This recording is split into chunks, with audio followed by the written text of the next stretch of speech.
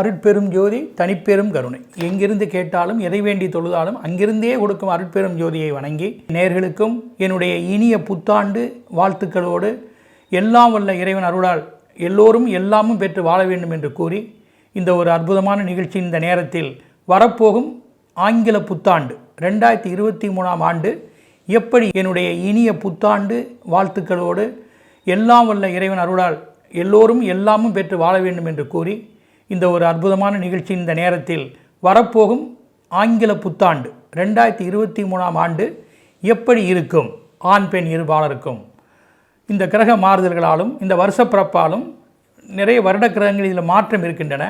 வரப்போகும் ஆண்டு நம்மளுடைய லட்சியத்திற்கு சிறப்பான ஆண்டாக இருக்குமா, நாம் எண்ணிய காரியங்கள் நிறைவேறுமா, படிப்பு, தன்னுடைய தொழில், தன்னுடைய விருப்பமாகிய வீடோ வாகனமோ அல்லது வெளிநாடுகள் செல்ல வேண்டிய சந்தர்ப்பங்களோ, எந்த வகையிலாவது உயர் பதவிகளோ அல்லது சமூகத்தில் ஒரு மதிப்போ, தன்னுடைய முதலீடு முயற்சிகள் எதிர்பார்ப்பு எல்லாமே நன்மையாக அமையுமா, தன் ஆரோக்கியத்தில் நாம் எப்படி இருக்க வேண்டும், இதர விஷயங்கள் எப்படி இருக்க வேண்டும் என்கிற ஒரு கண்ணோட்டத்துடன் கிரக ஆய்வுகளை கொண்டு சுருதி யுக்தி அனுபவம் இறை அருளா இந்த வரப்போகும் 2023ஆம் ஆண்டு எப்படி இருக்கும் என்பதை நாம் 12 ராசிகளுக்கும் பார்க்க இருக்கிறோம். இதிலே இந்த ஆண்டில் முக்கியமாக நாம் தெரிந்து கொள்ள வேண்டிய விஷயம், இப்போ எப்போவுமே ஆங்கில புத்தாண்டு கன்னியா லக்னத்தில் தான் உதயமாகும். இரவு 12 மணி 1 நிமிடத்திற்கு பிறக்கும். அதே மாதிரி 1/1/2023 ஞாயிற்றுக்கிழமை ஆண்டு ஆங்கில புத்தாண்டு பிறக்கிறது. இப்போ இது கன்னியா லக்னத்தில் உதயமாகிறது. லக்னத்துக்கு நேர் 7இல் குரு பகவான் சொந்த வீட்டில் ஆட்சியாக இருக்கிறார். அடுத்ததாக இன்னொரு முக்கிய கிரகமாகிய சனீஸ்வரரும் மகரத்தில் ஆட்சியாக இருக்கின்றார். அடுத்து வருஷ கிரகங்களாகிய ராகு எதுக்களில் கேது சுக்கிரனுடைய வீட்டிலும் ராகு மேசமாகிய செவ்வாயுடைய வீட்டிலும் இடம்பெற்றிருக்கிறார்கள். இனி மாத கோட்களாகிய சூரியன் புதன் தனுசு ராசியிலும், சுக்கிரன் மகர ராசியிலும், ராகு சந்திரன் மேச ராசியிலும், செவ்வாய் ரிஷப ராசியிலும் இடம்பெற்றிருக்கிறார்கள். இதுதான் இவ்வாண்டினுடைய கிரகநிலை. அதாவது 1/1/2023 ஞாயிறு இரவு 12:01 கிரகநிலைகள் இப்போது நான் சொன்னது. இப்போது இந்த ஆண்டில் என்ன கிரகங்கள் மாற்றம் இருக்கின்றன என்பதையும் கவனத்தில் கொண்டே நாம் வருஷ பலன்களை பார்க்க வேண்டும். இப்போ நம்ம குறிப்பாக பார்க்கிற பொழுது சனிப்பெயர்ச்சி இதில் இடம்பெறுகின்றன. திருக்கணிதப்படி அவர் 17/1/2023 பெயர்ச்சி ஆகிறார். அதே சனி பகவான் வாக்கியப்படி பார்க்குற போது 29/3/2023 அன்று இடப்பெயர்ச்சி ஆகிறார். ஆக மகரத்திலிருந்து சனி பெயர்ச்சியாவது திருக்கணிதப்படி 17/1/23 29/3/2023 இடப்பெயர்ச்சி ஆகிறது. ஆக கும்பராசி செல்லக்கூடிய சனிப்பெயர்ச்சி பலன் ஒன்று தான். பலன் திருக்கணிதப்படி வாக்கியப்படி ஒன்று தான். சில காலகட்டங்களில் பலன்கள் மாறும். அடுத்ததாக இந்த வருஷத்தில் குரு பகவான் இடப்பெயர்ச்சி ஆகிறார். குரு பகவானுடைய இடப்பெயர்ச்சி 22/4/2023 அவர் மீன ராசியிலிருந்து மேச ராசிக்கு இடப்பெயர்ச்சி ஆகிறார். இதில் திருக்கணித வாக்கியப்படி பெரிய வித்தியாசங்கள் அல்ல. திருக்கணிதப்படி 22 நாளும் வாக்கியப்படி பார்க்குற போது 22 நாளும், திருக்கணிதப்படி 24 நாளும் அவர் பெயர்ச்சி ஆகிறார். ஆக 2 நாள் வித்தியாசம்தான். ஆக ஏப்ரலில் குரு பெயர்ச்சி உறுதியாகிறது. மற்றபடி ராகு கேதுகள் இந்த ஆண்டின் நிறைவிலே, அதாவது நவம்பர் அக்டோபர் மாதம் வாக்கியப்படியும் நவம்பர் மாதம் திருக்கணிதப்படியும் இடப்பெயர்ச்சியில் இருக்கின்றன. இந்த கிரகங்களை கருத்தில் கொண்டு வரப்போகிற 2023ஆம் ஆண்டு ஆண் பெண் இருபாலர்களுக்கும் எப்படி இருக்கும் என்கிற சிறப்பான பலன்களும் தக்க பரிகாரங்களும் இப்போது உங்களுக்கு நேயர்களுக்கு நான் வழங்க இருக்கிறேன். தனுசு ராசி அன்பர்களே, அனைவரையும் கவரும் ஆற்றல், புத்தி மற்றும் பக்தி, பலதரப்பட்ட விஷயங்களை அறிந்து வைத்து உரிய நேரத்தில் எதையும் செய்து பிறரை ஆச்சரியப்படக்கூடிய அளவில் எதிலுமே வளைந்து போய் சமயோஜிதமாக சக்ஸஸ் பெறக்கூடிய அளவில் இருக்கக்கூடிய தனுசு ராசி நேயர்களே, உங்களுக்கு இனிய புத்தாண்டு வாழ்த்துக்கள். ஆண்டின் வசீகர சாதகங்கள், முக்கிய அம்சங்கள். ஆண்டினுடைய அதிர்ஷ்ட தெய்வம் குரு தட்சிணாமூர்த்தி, மும்மூர்த்திகள், சப்த கன்னியர். இவர்களெல்லாம் ஒரு சேர வழிபடுவது உங்கள் வாழ்க்கைக்கு மிகவும் உயர்ந்த அமைப்பை உண்டாக்கும். வசீகர எண்கள் 59, 73, 81. இந்த எண்கள் எல்லாம் உங்கள் வாழ்க்கையில் உங்களுடைய பெயரோ, நிறுவனமோ, பயணங்களோ, சீக்ரெட் நம்பரோ மற்றும் உங்களுடைய எதிர்பார்ப்புகளோ, வியாபார நிறுவனங்களோ இவைகளெல்லாம் அமைந்திருந்தால் இந்த ஆண்டில் மிகவும் ஆதாயகரமாக இருக்கும். அதிர்ஷ்ட நிறங்கள் பொன்னிறம், நேவி ப்ளூ, கிரே கலர். இந்த வர்ணங்கள் உங்களுக்கு வளமையை ஏற்படுத்தி தரும். அதிர்ஷ்ட திசைகள் வடகிழக்கு, மேற்கு, வடமேற்கு. இந்த திசையினுடைய பயணங்கள், முயற்சிகள் யாவுமே உங்களுக்கு திரவிய லாபத்தை கொண்டு வரும். அதிர்ஷ்ட சின்னம் யானை, அன்னம். இந்த சின்னத்தை பயன்படுத்துவது, இவற்றை பையிலே வைத்துக்கொள்வது, இதனுடைய வழிபாடுகள் எல்லாம் உங்களுக்கு இந்த ஆண்டிலே மிகவும் சிறப்பு அம்சங்களை உருவாக்கி தரும். இவ்வாண்டினுடைய முக்கிய அம்சங்கள்: வருஷ கிரகங்களில் கிங் மேக்கரான சனீஸ்வரர், ராசியாதிபதியான குரு, இவர்கள் வருஷ கிரகங்கள் ரொம்ப முக்கியமானவங்க. இந்த 2 பேருமே ஆண்டின் துவக்கத்தில் சுமாராக இருக்காங்க. ஆண்டின் துவக்கத்தில் சுமாரான நிலை. ஆனால் ஏப்ரலுக்கு பிறகு இருவருடைய மாற்றமும் மிகப்பெரிய மாற்றத்தை உங்களுக்கு உண்டு பண்ண போகிறது. அதனால் உங்களுக்கு நீங்கள் சாதாரண ஆளல்ல. அதோட ராகு கேதுக்களில் கேதுவுமே ஆதாயத்தில் அமைந்திருக்கிறார்.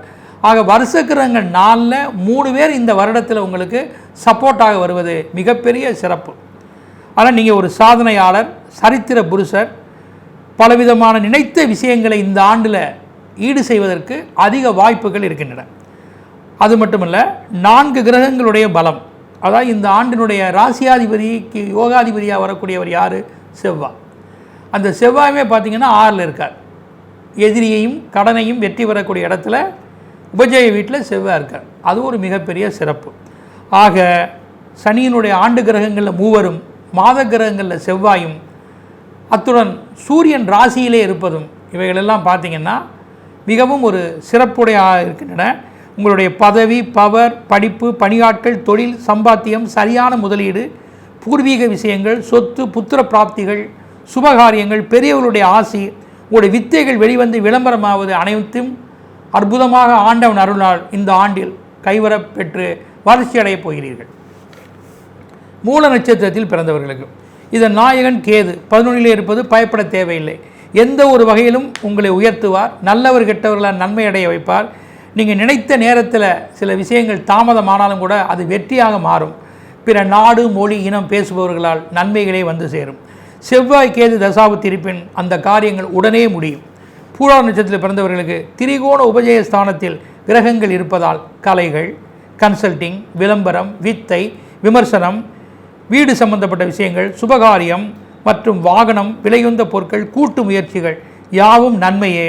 ஆரோக்கியம் நன்றாக இருக்கும். பல காரியங்களை பட்டென்று முடியக்கூடிய வாய்ப்புகள் உங்களுக்கு ஏற்படும். உத்திராடம் முதல் பாதத்தில் பிறந்தவர்கள் உங்கள் உரிமை, உடைமைகள் சரியாக செய்து சந்தர்ப்பத்தை தனதாக்கிக் கொள்வீர்கள்.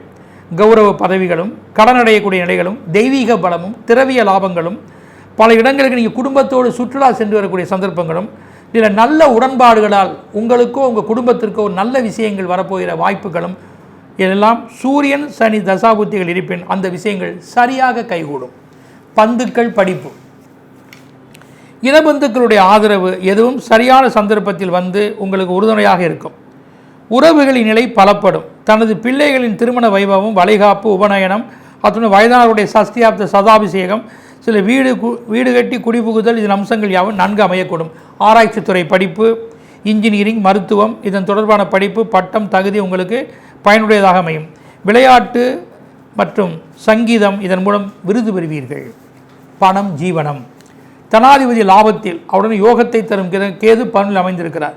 பூர்வ புண்ணிய அதிர்ஷ்ட கிரகம் ஆட்சி, 6ல் பலம், தனகாரகனை தொட்டு வசீகர ஸ்தானத்தில் சஞ்சாரம், இவையாவும் பல வகையிலும் சொத்து, முதலீடு, இன்சூர், பாதுகாப்பு, அரசு ஆதாயம், தனது திறமையின் மூலமாக உரிய லாபங்கள், பாரியின் தொடர்பான பணம் வருவது, இதன் அம்சங்கள் நன்கு கைகூடும். தானும் தன் குடும்பத்தினரும் நன்கு செலவிட்டு எதையும் அனுபவித்துக் கொள்வீர்கள். சொந்த தொழில் மேன்பவர் மூலம் மேன்மைகளும், நவீன எந்திரமும், விளம்பரமும், விடாமுயற்சி, இப்படி இதன் மூலம் தொழில் அபிவிருத்திகளே. மற்றும் எந்த வகையிலாவது உங்களுடைய வியாபாரத்தை பொறுத்து உயர் அதிகாரிகளுடைய ஆதரவும் ஆள்வளமும் நன்கு அமையும். குறிப்பாக விவசாயத்தில் நஞ்சை புஞ்சைகளால் லாபங்களே. பறவைகள், அபிவிருத்திகள் மற்றும் வாசனை பொருட்கள், இதனாலும் கூட லாபங்கள் ஏற்படும். சப்சிடிகள் கிடைக்கும். வித்தியாபியாசம், பட்டை தீட்டும் தொழில், பணம் புழங்கும் துறைகள், பயிர் தொழில், வியாபார உபகரணங்கள், தன் திறமையை கொண்டு செய்யும் தொழில், கண்ணாடி, ஃபேன்சி நிற பொருட்கள், ஆன்மீகம், பத்திரம், ரியல் எஸ்டேட், பத்திரிகை, ரத்தினங்கள், விதைகள், டூல்ஸ், ஆயில், கச்சா பொருட்கள், கலை அம்சங்கள், டிராவல்ஸ், இந்த வகை ஜீவனம் லாபம் தரும். இவ்வாண்டினுடைய பாதகங்கள், பரிகாரங்கள். ஆண்டின் துவக்கத்தில் சனி குரு மாறும் வரை தன்னுடைய ஆரோக்கியத்தை கவனித்துக் கொள்ளவும். ஜனவரி டு மார்ச் வரை புதிய முயற்சிகளில் நீங்கள் அதிகமாக ஈடுபட வேண்டாம். கிடைப்பதை நினைத்து நீங்கள் எதையும் செய்து வந்தால் போதுமானது. அதே சமயத்தில் பெரிய பண முதலீடுகளோ பரிசீலனைகளோ தள்ளி போடவும். தன் சரீரத்தில் அதிகமாக கவனம் செலுத்தவும். அதிக தூர பயணங்களை தவிர்த்து கொள்ளவும். ஜாமீன் பொறுப்புகளோ பூர்வீக சொத்துக்களோ வெளி விவகாரங்களோ பெண்கள் சம்பந்தப்பட்ட விஷயங்களோ அல்லது உறவினர்கள் சம்பந்தப்பட்ட விஷயங்களோ பிறருக்காக பரிந்துரை கையெழுத்து போடுவதோ இதெல்லாம் கண்டிப்பாக தவிர்த்து கொள்ளவும். பிப்ரவரி அண்டு செப்டம்பர், அக்டோபர், டிசம்பர் இந்த மாதங்கள் உங்களுக்கு அனுகூலமான மாதங்கள் அல்ல. இந்த ஆண்டில் இந்த மாதங்களில் பிரசவம், காதல் விஷயம், மறைமுகமான நிலைகள், தாயாதி வழி உறவுகள், அதன் தொடர்புகள் மற்றும் வித்தை, வியாபாரங்கள், விளம்பரம், உங்கள் திறமையை வெளிப்படுத்துவது, உடல் சம்பந்தப்பட்ட தொந்தரவுகள், மருத்துவ ஆலோசனைகள் இவற்றெல்லாம் அதிக கவனம் செலுத்தி ஆன்மீக ஈடுபாடும் தக்க உபாயங்களையும் நீங்கள் கைக்கொள்ள வேண்டும். இவ்வாண்டிலே உங்களுடைய வளர்ச்சிக்கு திருவெற்றியூர் சென்று அங்கே இருக்கக்கூடிய தியாகராஜரையும் வழிவுடை அம்மனையும் அங்கே வடக்கு பார்த்த குரு பகவானையும் ஒரு சேர தரிசிக்க வேண்டும்.